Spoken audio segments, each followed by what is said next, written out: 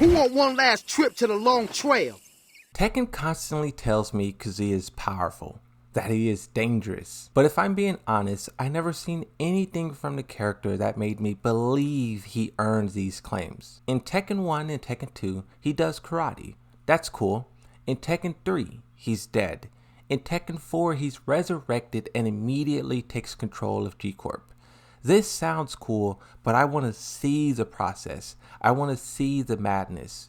By the end of Tekken 4, he's guided by Heihachi to a room where Jin is being imprisoned in chains, and long story short, Jin claps both of their cheeks and flies off into the distance.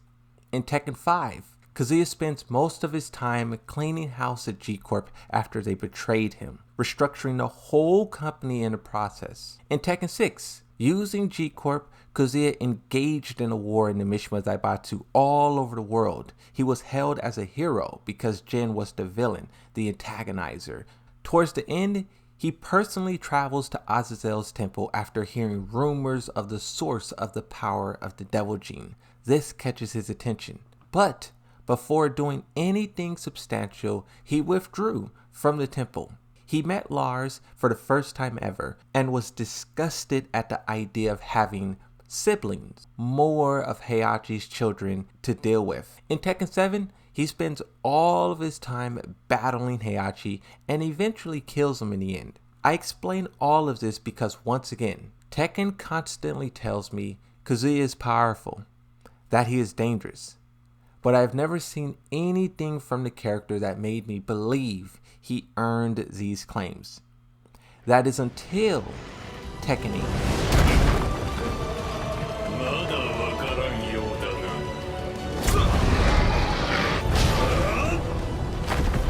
俺の力はすでに貴様など凌駕している。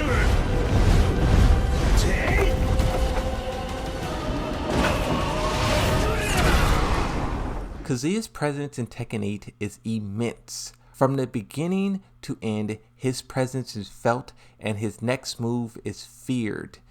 Jin tries to battle him head on in New York City and is completely embarrassed in front of everyone. Kazuya outclasses Jin in every category, and it makes you wonder, how did he even get this strong? How did Jin Kazama get so weak? His power is unmatched and no one can stop him.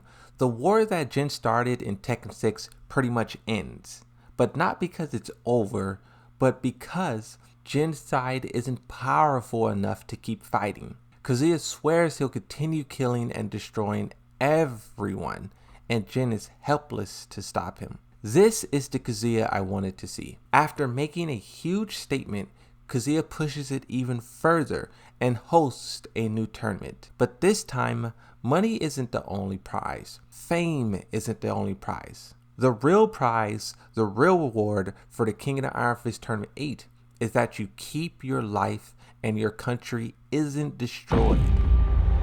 In this instant, Kazuya is displaying beyond Dark Vader levels of villainy, and I love it. The way he basks in the position that he's in, he relishes the fact that he is untouchable, is amazing. This portrayal of Kazuya is perfect. The way he parades around and celebrates like it's a party.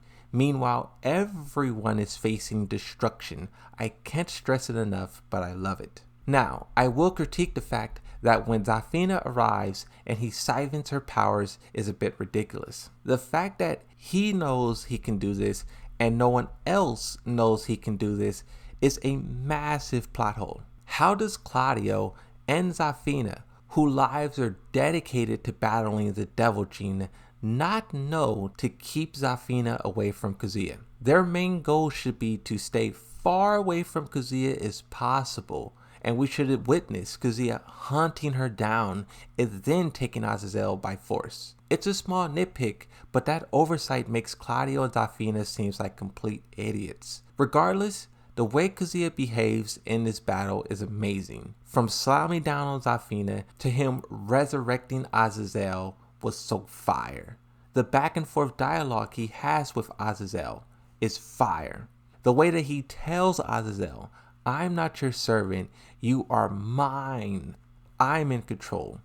That is fire. He literally is doing in this moment what Jin Kazama tried to do in Tekken 6, and 1 failed and 2 almost killed himself in the process. Once again, this depiction of Kazuya is legendary. After the merger, he becomes even more unstoppable and continues to rampage through the entire story. Nina Williams' final mission from Kazuya Mishima is to meet Lars Alexander on the battlefield and bring all of his allies out into the open so that Kazuya can swoop in and deal with all of them at once. While everyone is fighting down below, Nina leaves. Kazuya shows up and he just nukes the entire landscape with lasers.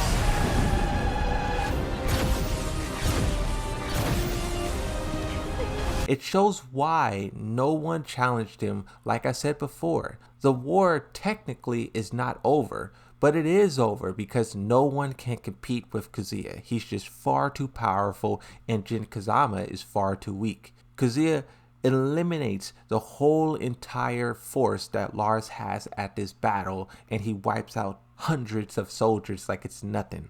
Kazuya goes to find Jin Kazama. He sees him through the force.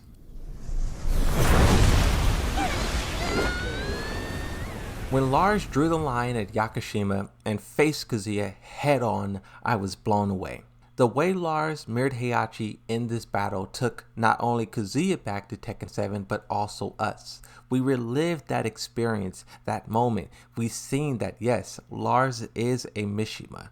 He may not have the Devil Gene, but he has that fire inside, that spark, that lightning. This instance in the story was excellent. Lars' portrayal in Tekken 8 was really good, and maybe one day I'll dive into his journey because his portrayal throughout the whole story, magnificent. But as for Kazuya, the whole flying around in the sky, Dragon Ball Z style, and then going up into space was crazy. The battle between Angel Jin and the true Devil Kazuya was something straight out of an anime. The animations, the visual effects, everything was perfect. It was over the top, it was crazy, but it was perfect.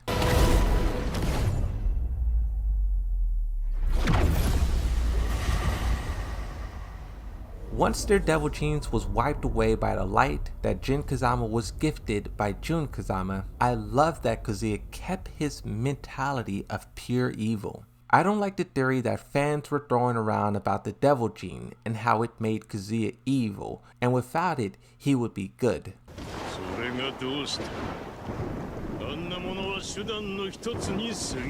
I love that Tekken 8 says no. The Devil Gene is not making Kazuya evil. He is evil himself.